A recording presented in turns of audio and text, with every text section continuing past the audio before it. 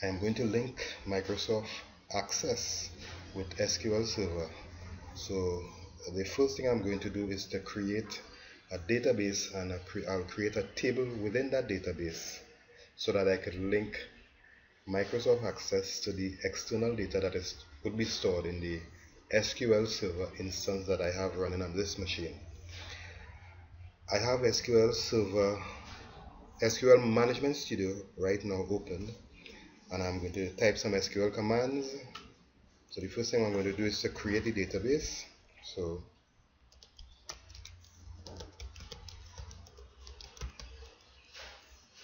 I'll call the database mydb. So I'll run this command and execute, and you see it was successful. So I'm going to select this database now, use my, and I'm going to create a table called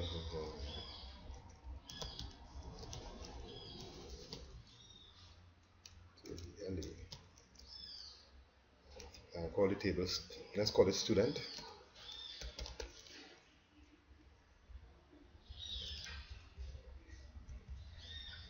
And I'm going to create some fields in this table. So I'll call the first field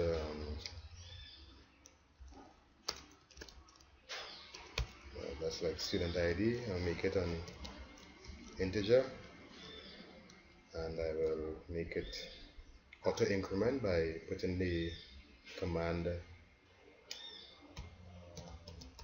identity next to it, comma, and let's put a first name, Vacha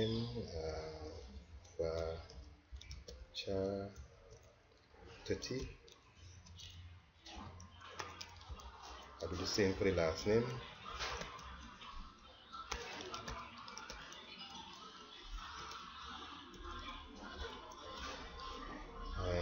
Let's get a date of birth, DOB, and that'll be a date.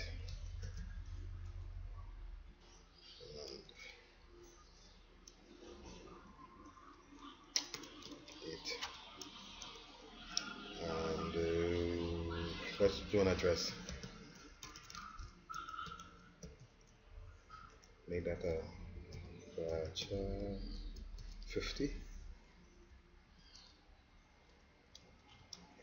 and I'll make the, well, I don't really need to do this, but I'll make the student ID the primary key.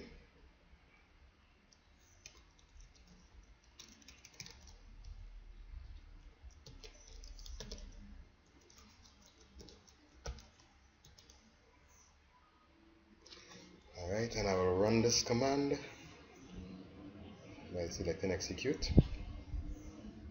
So I will select the database to create this table in by this command, and this is the create table command. This will create the table named student, and it will create these fields within the table: student ID, first name, last name, date of birth, address, and it will make the student ID the primary key. So let me run this command.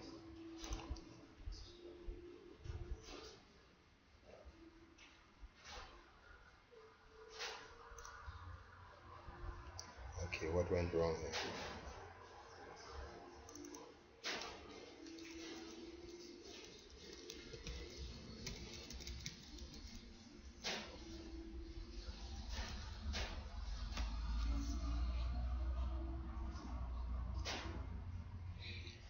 Okay, I don't know what went wrong here, but the command was successfully completed.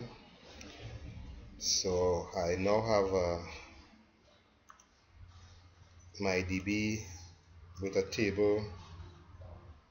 Let me refresh this. Right. Student, and the student has the student ID column, first name, last name, date of birth, and address. So I'm going to link to this table from Access. So I'm going to open Access. Before I open Access, let me do a select statement for this table. So I'm going to select all the fields from my table student. So let me run this command alone. I'll just select it to run this particular command by itself, and it shows all the fields without any data in it because nothing was entered as yet. So I will enter data from access and come back and run this command again and check that the data was entered. So I open access and I will select blank database, but I don't want to use any database or create any table. It opens this table by default so that you could create your own table, but as you recall, I want to link to the SQL server that I have on this machine. So I will close this and I will select external data, ODBC database. So I want to link to the data source by creating a linked table. So I will link to the SQL server, the table that I created previously in the SQL server. Select OK. I don't have a data source name as yet, so I will be creating a new data source name, and I will be using the SQL server native client, and that I will be using this driver because I will be linking to an SQL server. So I will click on next. I will call this data source connection my DB because that is the database I want to link to. You can name it anything, but this is the name I decided to name it. Or this is the name I decided. This is the name I've decided to give it. Click on next and click on finish. So now I have to put the relevant information to link to that data source. So I will just put something descriptive. So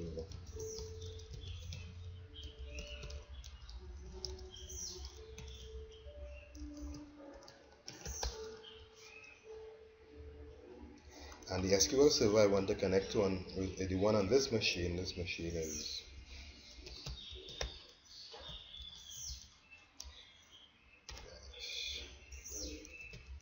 iTech 285.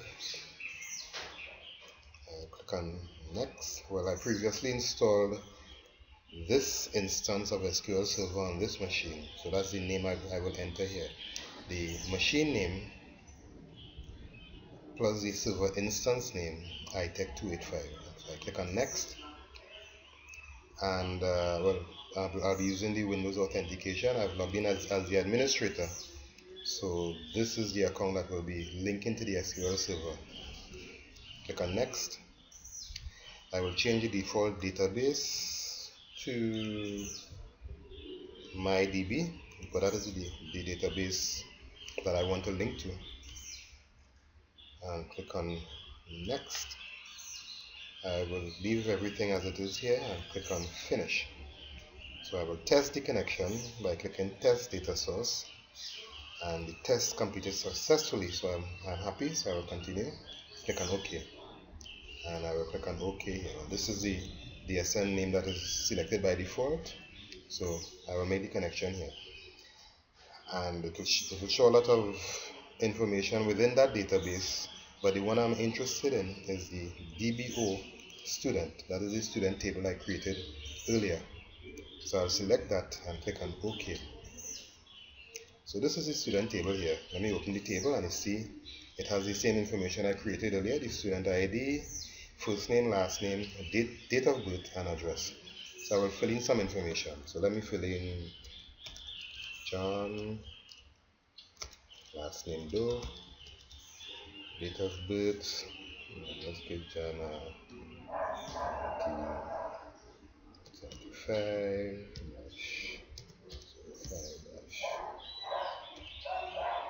and let's call his address anything like that. So John Doe lives somewhere, and I will enter some other information. So as you can see, the student ID was automatically filled out because of the identity command that I put in it to identify the data to auto increment. Right, so I don't need to fill out this. That will happen automatically. So I will enter now John's sister, Jane Doe. I will give her a date of birth.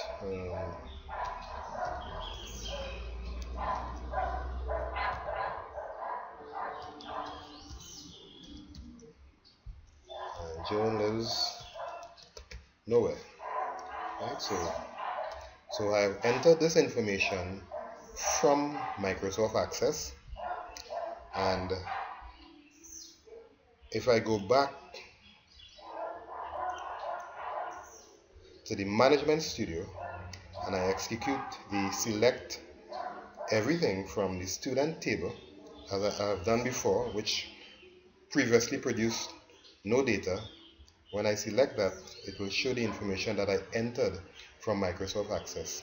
So as you can see, the link to the SQL server and the table, the database and the table within the SQL server was successful. Okay, so let me try something to see if I run commands here, if it will be affected back in Access, if Access will pick up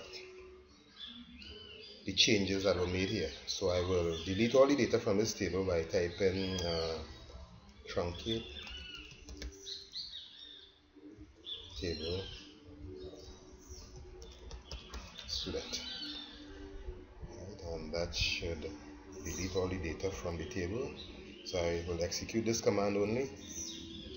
So command completed successfully. So if I run the select command again, so it will show that all the data was deleted. So when I go back to Microsoft Access, as you can see, it shows that the data that I just entered was deleted. So there you have it, the link between Microsoft Access and SQL Server is successful.